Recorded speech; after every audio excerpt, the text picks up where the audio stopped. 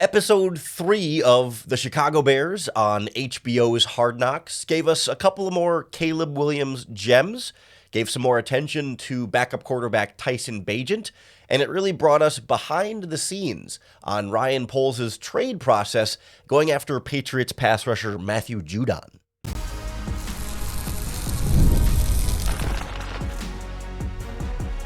You are Locked On Bears, your daily Chicago Bears podcast. Part of the Locked On Podcast Network, your team every day. This is Locked On Bears, and I'm your host, Lauren Cox. I'm here to bring you your daily, in-depth Chicago Bears news and analysis. You can follow me on Twitter at CoxSports1. You can follow the podcast at Locked On Bears on TikTok, Instagram, Facebook, Twitter, and the Locked On Bears YouTube channel, where you can keep up with all of our video podcasts as well. Thanks for making Locked On Bears your first listen today. We're part of the Locked On Podcast Network, your team every day. Today's episode is brought to you by Gametime. Download the Gametime app, create an account, and use our promo code LOCKEDONNFL for $20 off your first purchase. Terms apply. On the show today, we recap the Chicago Bears episode 3 of Hard Knocks, where we got to see the aftermath of the Bills preseason game, the joint practices with the Bengals preseason game as well, and a whole lot in between on Caleb Williams, Tyson Bagent, Matthew Judon, Austin Booker, Tory Taylor, and a whole lot more to get through. I appreciate you bearing with me here as I'm getting a little bit of a congestion, I think, between the last 24 hours or so. This feels like about as the peak of it. So I'm hoping that for the rest of the week, the rest of the podcast will sound a little bit less nasally at this point. But I apologize in advance, and hopefully it can get through without being too sniffly or any of that kind of stuff. But to me, I wanted to start with Hard Knocks. Caleb Williams was not the central focus of the episode. He really hasn't been since the first one. He's there, and they get plenty of Caleb time in there, but it's been about trying to get everyone else involved, because you can only talk so much about Caleb Williams. But I wanted to talk about a couple of the things that were included with him. Right away in the episode, it started with Matt Eberflus and Caleb Williams in the film room, or I guess in the meeting room, really, talking about the first preseason game against the Bills, Caleb Williams' debut. And one of the first things that stood out to me, Eberflus asked him what you learned in the game, or what he learned from those plays and stuff. And he said, "I learned that practice is harder than the game." And Eberflus kind of repeated it back to me. He's like, "Yeah, practice is harder than the game." And I mean, obviously it's the preseason, so that generally isn't too surprising. But I think bigger picture, it's a good reminder that the Bears throw a lot at Caleb Williams in practice and push him and test him and try and get him to grow as much as possible, so that the game is easier, so that he doesn't go into the game and face something more difficult than he had seen at practice, or something he wouldn't have expected based on practice, or all sorts of things.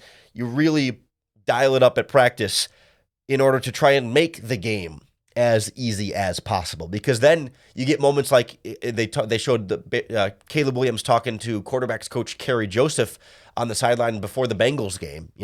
First game at Soldier Field in front of the Bears fans at home, and Kerry Joseph asked him, "Hey, how a scale of 1 to 10, where are your nerves right now?" He goes, 0. "I don't get nervous." He's like, "Not since," and he thought back, "my first game in high school, I fumbled the first 2 snaps." And he said, "Not since then have I ever gotten nervous for games." Just doesn't get nervous in those situations. Sure, it's easy to say that, but it's not like he's saying that purely because the cameras are there. I mean, he probably knew he was on camera, but we've kind of heard him say that. We've heard him talk about a lack of nerves throughout this whole process, and it's really crystal clear that he's just out there to play football and really have a good time.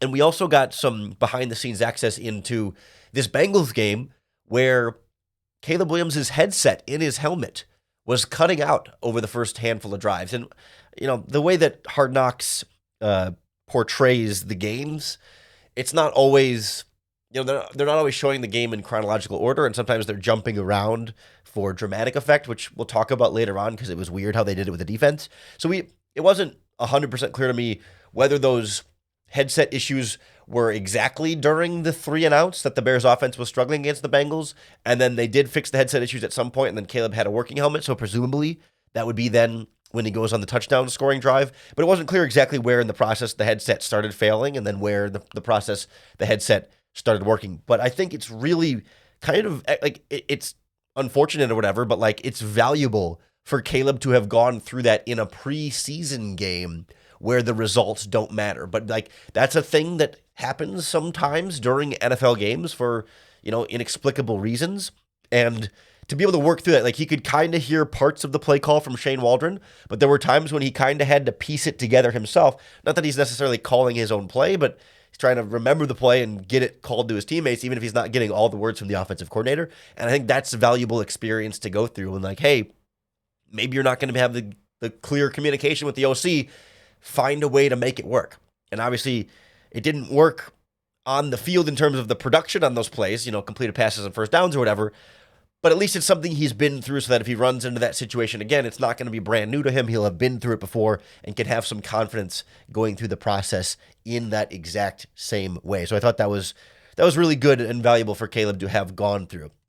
Beyond those gems from Caleb, a lot more of the focus was on Tyson Bagent, and I thought it was cool to see him get that attention. Early on, they had him in the quarterback room with Caleb Williams talking about, it's way better in year 2. Just, understanding everything and just the scheduling and how to be a professional athlete. Like, it's not year 2 in the offense for him, but it's year 2 with the Bears, year 2 as an NFL quarterback, and how much more comfortable he is, and how Ryan Poles has noticed his progress. Matt Ryan visited Bears training camp and commented to Poles on how much better and more comfortable Tyson Bagent looks and the kind of value of having a backup quarterback like that, hey, if he needs to go in there for a couple games or whatever, that you can really trust what he's going to be able to give you as your backup quarterback. So that was really cool to see. I was surprised we didn't get more insight from Matt Ryan or any of the other cameos, like the rapper Lil Durk. Like we got a minute of each of them, but not like Nick Saban got earlier on in the season. So I would have wanted a little more from Matt Ryan, but maybe there just wasn't more to get from Matt Ryan. But fortunately, we got plenty from like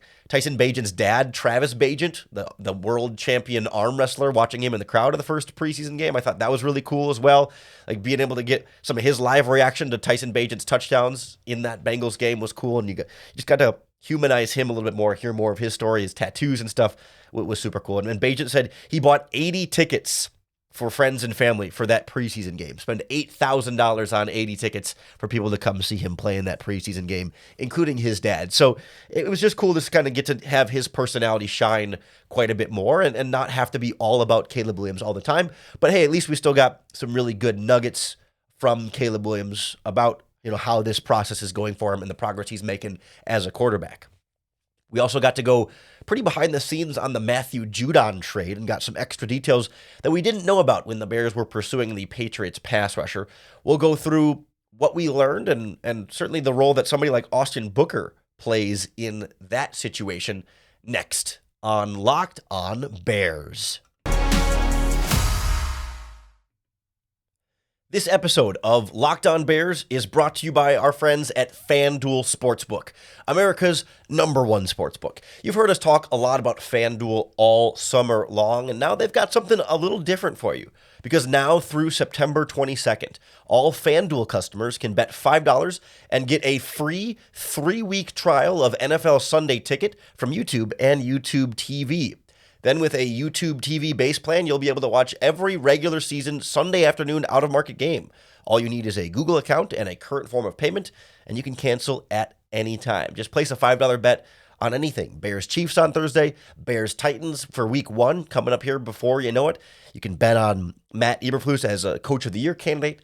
You can bet on Caleb Williams as Offensive Rookie of the Year odds. Plus, the baseball season is still going on. You got tennis, soccer, the combat sports, you name it, they've got it all at FanDuel, all in an app that's safe, secure, and super easy to use. So to get your free 3-week trial of NFL Sunday Ticket, just visit FanDuel.com/lockedon and download America's #1 sportsbook.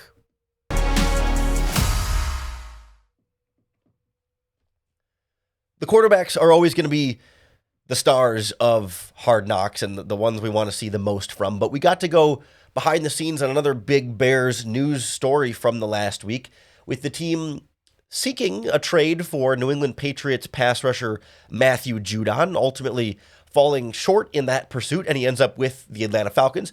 And so we kind of knew the what of what happened, but we didn't have a ton of details on the background of the why.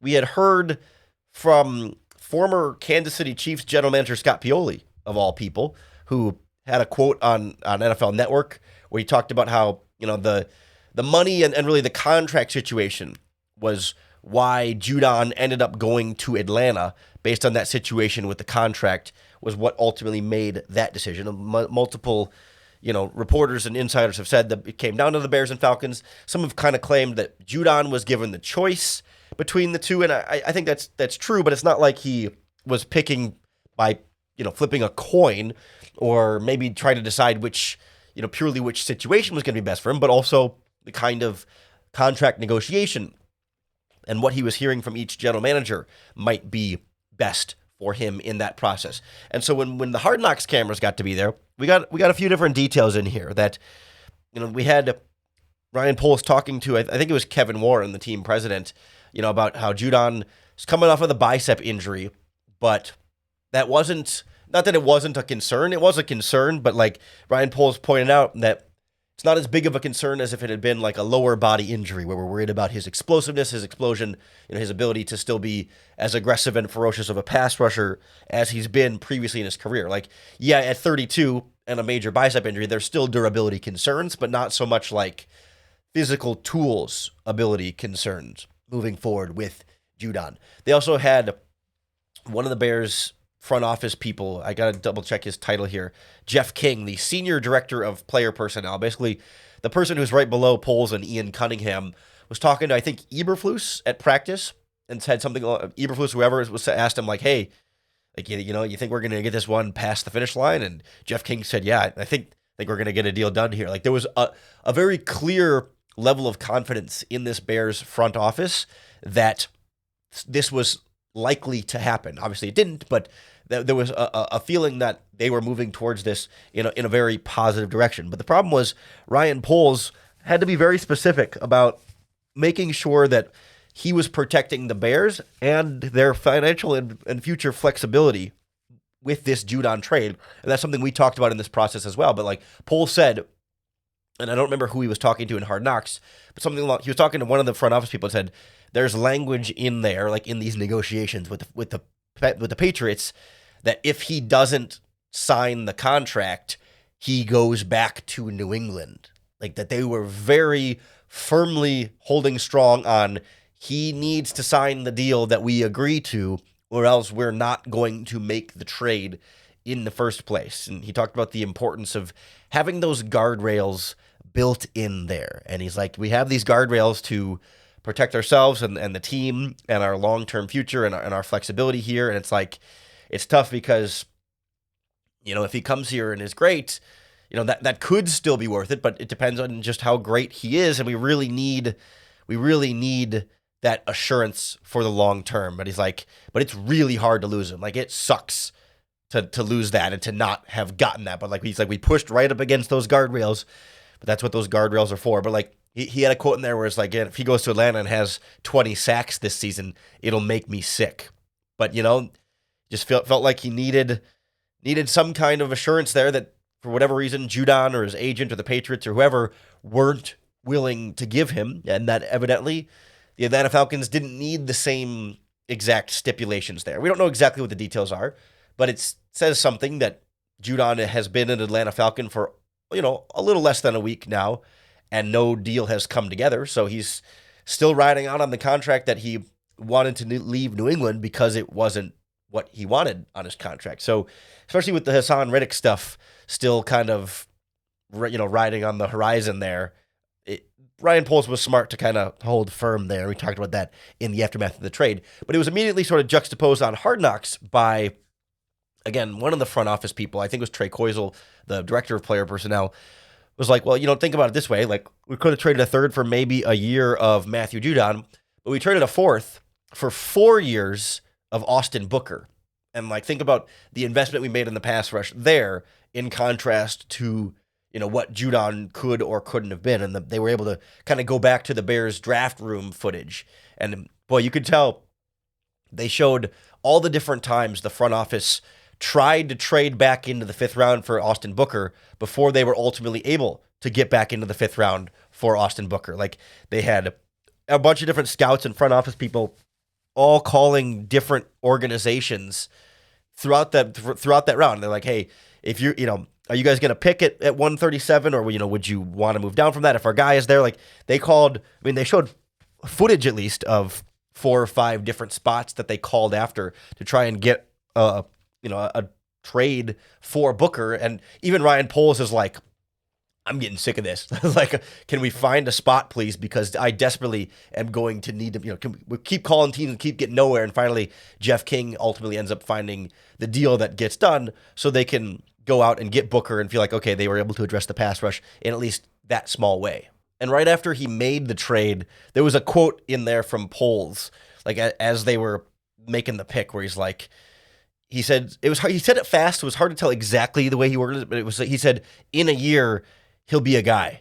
I know the kid well. And I couldn't say if he was telling Matt Eberflus he'll be your guy or he'll just be a guy, like he'll be a really good player in a year, but like, I know the kid well. In a year, he'll be a guy. Like, so I think there's a real confidence in what Booker can become, but notably there, in a year.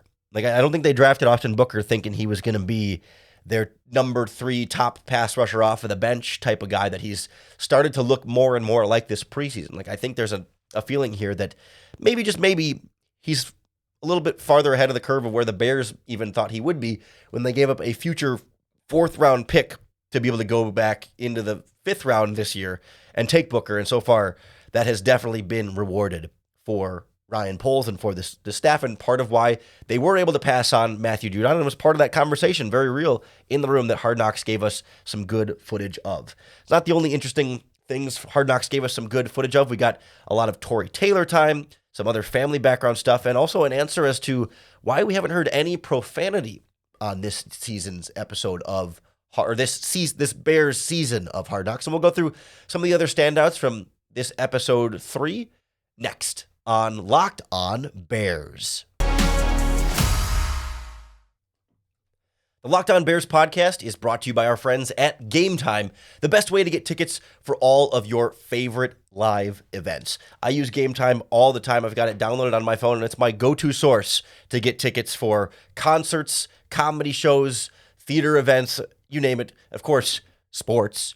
Bought Bears tickets a couple different times on Gametime last season. I go to basketball games, baseball games, because Gametime is the best ticket buying experience I've had anywhere else. You can see your view from your seat before you buy the ticket, so you know exactly what you're getting with your ticket purchase. And Gametime has all-in pricing, so you know exactly how much you're going to pay as well. There aren't any of those added fees that get added at the end of your ticket buying process that make the tickets way more expensive than you thought they were. And then, okay, maybe you go back and pick different seats again, and then those are more expensive because of the fees. Like, it is so much easier this way. And I love it as a great way to just see what kind of live events are going on in my community. You can never keep up with all the different venues and theaters. And with Gametime, I got a nice, easy list of like, ooh, I didn't know Green Day, for example, going to be in town with Smashing Pumpkins. I got my tickets to see them on Gametime. So take the guesswork out of buying concert tickets with Gametime. Download the Gametime app, create an account, and use our promo code LOCKEDONNFL for $20 off your first purchase. Terms apply. Again, create an account and redeem our code LOCKEDONNFL for $20 off. Download Gametime today. Last minute tickets, lowest price, guaranteed. Episode 3 of Hard Knocks gave us an up-close and personal look at your rookie punter, Tory Taylor. Definitely a fan favorite and someone who is very clearly shown to be a great weapon at the punter position. I'd still hold some feeling like 4th round pick. You know, we don't have to redo the whole debate again, but like, as great as Tory Taylor is he worth a 4th round pick? A debate that lingers on for another time, but like, cool background. You know, the Australian accent was fun to hear quite a bit. Made it safe what he said, but I wrote down one of the phrases he said that I thought was great. When they were they like followed him driving into Soldier Field for the game, and you know, he made it safe and sound. You know, just little stuff like that he just puts a nice little smile on your face, and you got to know him a little bit more. I also couldn't help but feel like, as much as Tory Taylor is a fan favorite, and I'm not anti-Tory Taylor, I am rooting for him. He's a great punter. He's a very good player. I think the fact that in episode 3 of Hard Knocks, we're focusing on not only the punter punting well, which is great, but like we had a good 2 or 3 minutes on Tory Taylor as a holder on field goals and extra points. And if Hard Knocks is resorting to talking about the holder holding a couple of tough snaps on field goals and extra points, it tells you they're a little low on storylines and drama and ways to make these Hard Knock episodes like more exciting. Like, again, I love special teams, and I'm 100% here for snapper, holder, long snapper, punter access. This is not me complaining for myself, but I think if I was not a Chicago Bears fan and I was a national, just the national audience, if I was a fan of some other team, but I liked Hard Knocks because it's cool, I would be sitting there going, why are we focusing on long snapping and holding on these field goals? They must have nothing better to talk about because this Bears team just doesn't have drama. They don't have controversy. It's a very good thing for the Chicago Bears that Hard Knocks doesn't have a lot more to dig into there. We're hanging out with the punter and getting holds on field goals. Like, this is not teammates fighting or coaching controversy or hot seats or losing games or, whatever stuff other teams have dealt with on Hard Knocks. The Bears just have like good vibes and they're winning these games and Caleb Williams is progressing well. And like, it's been very, very positive, very good PR all around for the Chicago Bears coming out of this. I mean, you get Simone Biles stuff, but that kind of fades. Like, we've got little drips here and there of other storylines to kind of get through, but it's been good. And so without like real controversy to stir up, like, all right, let's focus on the punter and the field goal operation that otherwise, like, objectively, if you took the Chicago Bears off it, like, imagine this was Hard Knocks with the Pittsburgh Steelers or whatever. If they were talking about the Steelers punter holding Steelers field goals, would you care at all? Like, maybe if he was Australian and had a really strong leg, but like, I care and we care, right? And that's great for us. I'm not complaining. I just think from a Hard Knocks perspective, I think they're running a little short on interesting things to put on screen. That's why once again we get random commentary from Matt Eberflus's daughters in the Bills preseason or in the Bengals game. Like, we got them in episode 1 in the Hall of Fame game, and then they weren't at all in episode 2. And then they get their screen time again in episode 3, and I'm again just wondering why. We haven't really gone into Matt Eberflus in the background since episode 1. Like, it's not really a tie there. It just feels like a weird, like, give them some screen time so they can get their name and face out there kind of vibe. I don't know. Just that felt a little bit weird to me, and it just has felt like every time we've gotten some other interesting character thrown into the mix, we only get 30 seconds, 45 seconds of Matt Ryan, of the rapper Lil Durk. We got a little bit more of Travis Bagent, Tyson Bagent's dad, but not a ton. Like, we get a little bit of Simone Biles, but like not a ton more. Like, we just get these little drops of, oh, hey, this person could be interesting, and then they're gone. Or we got like 45 seconds of Kevin Warren talking about building the new stadium and having a meeting about the stadium. And it felt really forced right in the middle of the episode without much setup and without much, we never came back to it. It's just like, hey, also, they're building a stadium and they're trying to build a stadium, but back to the real story here. Like, just little things like that from HBO that was weird that I wonder how much of that is Bears people, Bears employees that are overseeing some of this, maybe getting some of their own fingerprints on, hey, let's include this in the episode or let's not include that on the episode. Because I would think, like, you could build out a whole section of the episode to do stadium stuff. You could talk about the Arlington Heights property. You could interview Kevin Warren. You could interview the Chicago mayor. You could talk about the plans for the site. But like, we got a rendering of what a new stadium would look like and a meeting room of talking about permanent seats versus movable seats in the suites. And then it was like, all right, back to football and stuff. Like, it just felt forced but also like too short. Like, if you're going to do it, then do it or don't do it at all. But we got this like, hey, don't forget there's a stadium thing, and hey, don't forget Matt Eberflus has daughters, and hey, don't forget Matt Ryan was there, but just don't forget the rapper Lil Durk was there. Like, it made so much more sense in the first episode, right? It's like, okay, Saban is at practice, and we get this long montage thing of Saban talking about quarterbacks, and they showed Caleb, and like, that all made sense. But like, by episode 3, it just has kind of felt like they're just throwing stuff out there. Same thing with like the Barstool interview with Caleb Williams. Like, I don't know, do we got to give those guys the attention? I mean, not my cup of tea personally. Like, just a bunch of little stuff like that where it's like, why? Like, I just have questions, and it comes back to feeling like maybe they just don't have a lot to work with here, or as much as they want to. at least in this episode, we didn't get as much of like a music montage as we did in the first 2 episodes. That also felt a little bit filler. They did a whole like jazz or blues thing in episode 2, and like the music was cool, but like we killed 2 minutes of the episode just doing music stuff and not really football stuff, and it felt like, I don't know, are we trying to fill time and space here? Like, do we not have enough good footage or good storylines? And maybe that's part of it too. Like, we got some cool joint practice stuff kind of, but not a ton of, we didn't get much Joe Burrow storyline with Caleb Williams and that relationship at all. Like, it was just a lot of like little snippets all kind of put together, and we didn't flesh out more of the cool secondary storylines. We fleshed out preseason game, preseason practices, the goods, the stuff we come to Hard Knocks for, absolutely. But like, I wanted to go deeper on any of the other things, and we kind of just got a smattering of, a few things here and there. And I also thought the way they portrayed the Bears-Bengals game was a little bit weird too. Like, when they go out of chronological order, like they showed there was the play where the slot cornerback, Josh Blackwell, blitzed the quarterback, hit him, ball popped into the air, and the linebacker, Amen Ogbamiga, picked off the pass. Like, they showed that as like the first big defensive play, and then was like, and there was more where that came from, and they went back to Kyler Gordon sacking the quarterback in the first quarter. And they went back to a couple other Kyler Gordon plays when that interception was, I think, in the second half, or certainly late in the second quarter. Like, it was the backups that made that first big play that they showed.